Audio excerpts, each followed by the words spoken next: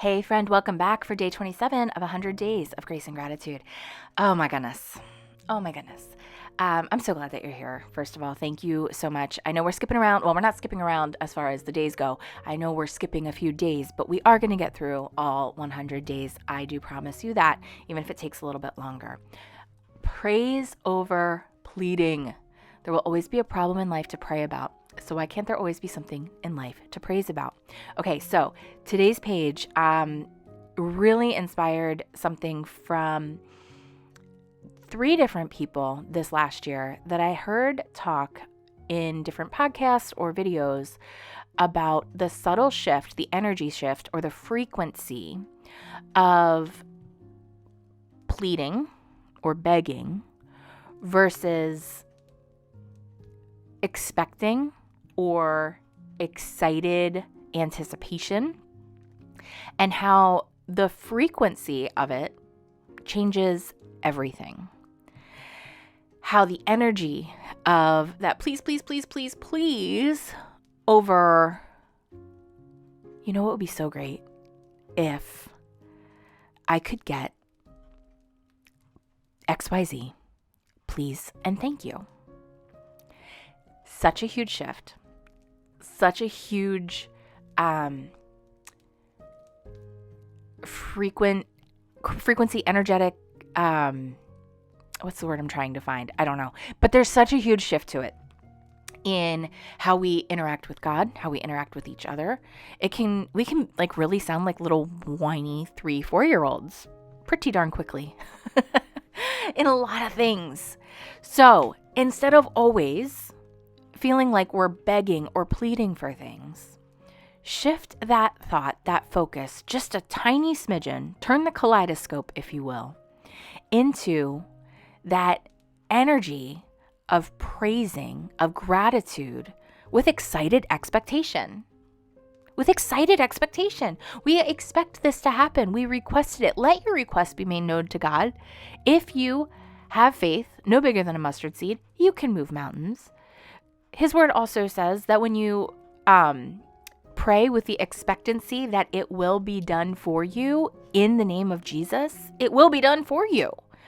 So instead of begging and whining and pleading constantly, let's rest in the praise, the excited expectancy of what we ask for coming true, and then letting go of the result that even if it doesn't come in the way we think it should or would want ideally, we can rest in the peace of the praise.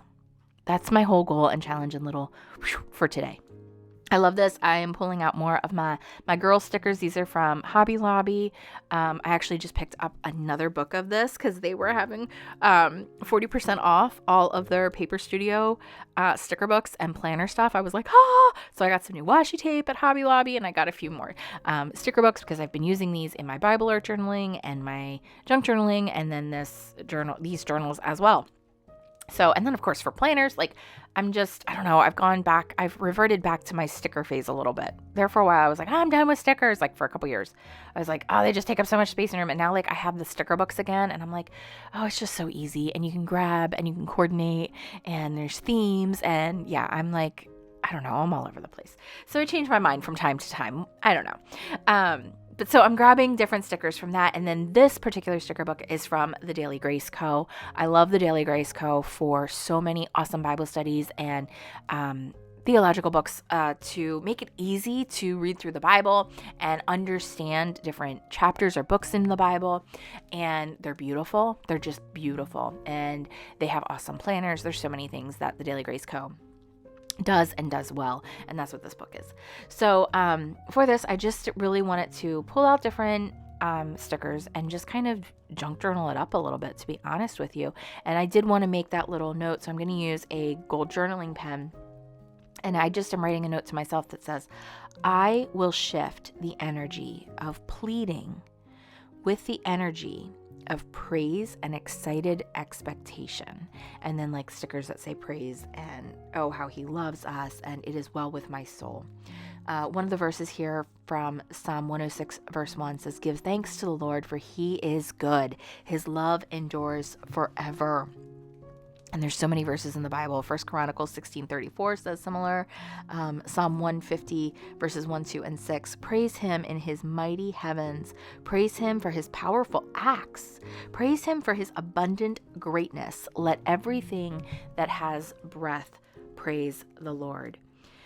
Oh my.